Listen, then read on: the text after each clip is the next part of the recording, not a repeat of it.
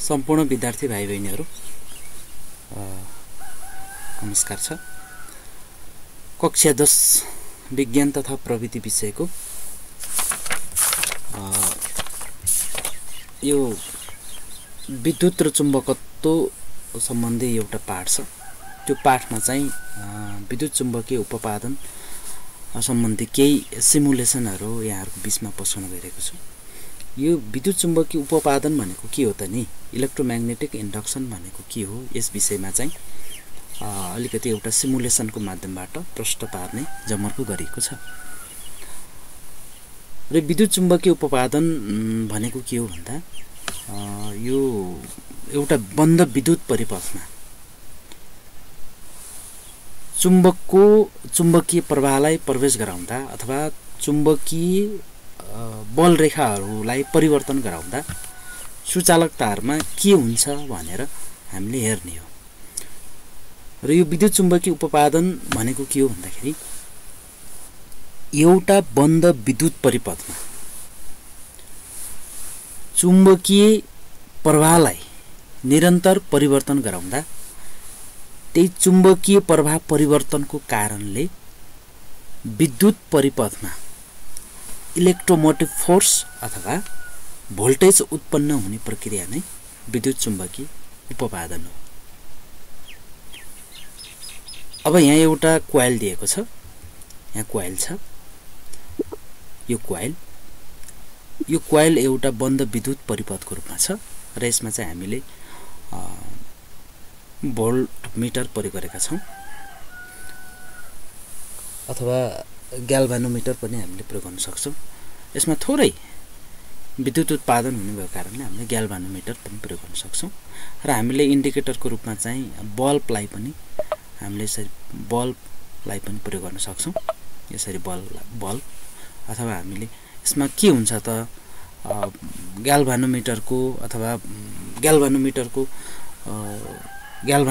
Deflection हेर्नको निम्ति पनि हामीले प्रयोग गर्छौं। र एउटा यहाँ बार म्याग्नेट दिएको छ र यो बार म्याग्नेटमा चाहिँ यो बाहिरतिर चाहिँ चुम्बकीय बल रेखा अथवा म्याग्नेटिक फ्लक्स अथवा चुम्बकीय प्रवाहलाई देखाइएको छ। चुम्बकीय बल रेखा भने पनि, म्याग्नेटिक फ्लक्स भने पनि र चुम्बकीय प्रवाह भने पनि यही चुम्बकीय बल रेखाहरू नै चुम्बकीय प्रवाह हो। र यसलाई चाहिँ हामीले यो बन्द विद्युत परिपथमा चाहिँ हामीले परिवर्तन गराएर हेर्ने। परिवर्तन गराउँदा यो बन्द विद्युत परिपथको सुचालक तारमा चाहिँ इलेक्ट्रोमोटिभ फोर्स के हुन्छ, उत्पन्न हुन्छ है त। हेरौँ है त, यसलाई भित्र बाहिर गराउने।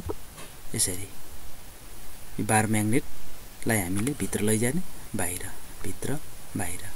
यसरी चुम्बकलाई हामीले सुचालक तारभित्र अथवा बन्द विद्युत परिपथ भित्र चाहिँ हामीले भित्र बाहिर बनाउँदा यसरी डिफ्लेक्सन हुन्छ। ग्याल्भानोमिटरमा डिफ्लेक्सन भएको देख्छौं। भित्र लैजाँदा यसरी अनि बाहिर निकाल्दा यस्तै यसरी। र यसको ठाउँमा चाहिँ हामीले बल्बलाई प्रयोग गरेर हेरौँ। यसरी यो चुम्बकीय प्रवाहलाई परिवर्तन गराउने हो। भित्र बाहिर, भित्र बाहिर, भित्र बाहिर गराउँदा यो सुचालक तारमा चाहिँ इलेक्ट्रोमोटिभ फोर्स इएमएफ, इलेक्ट्रोमोटिभ फोर्स भनेको भोल्टेज हो, इलेक्ट्रोनलाई ढकेल्ने फोर्स हो। र यो फोर्स चाहिँ के हुन्छ, यो चुम्बकीय बल रेखाको कारण अथवा चुम्बकीय प्रवाहको कारणले गर्दा यहाँ उत्पन्न हुन्छ। र यो बल्ब चाहिँ के हो भन्दाखेरि बल्छ। यसरी यसरी हामीले हेर्न सक्छौं। एउटा यो सिमुलेसनको माध्यमबाट चुम्बकीय उपपादन भनेको के हो त भन्ने कुरा चाहिँ हामी स्पष्ट हुन सक्छौं। र समग्रमा हामीले चुम्बकीय उपपादन, विद्युत चुम्बकीय उपपादन भनेको के हो भने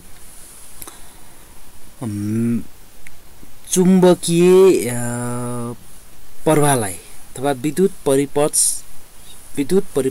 बन्द विद्युत परिपथसँग सम्बन्धित चुम्बकीय प्रवाहलाई परिवर्तन गराउने हो भने उक्त विद्युत परिपथमा इलेक्ट्रोमोटिभ फोर्स उत्पन्न हुन्छ। यसरी म्याग्नेटिक फ्लक्सलाई परिवर्तन गराउने हो भने सुचालक तारमा इलेक्ट्रोमोटिभ फोर्स अथवा भोल्टेज उत्पन्न हुने प्रक्रिया नै विद्युत चुम्बकीय उपपादन हो।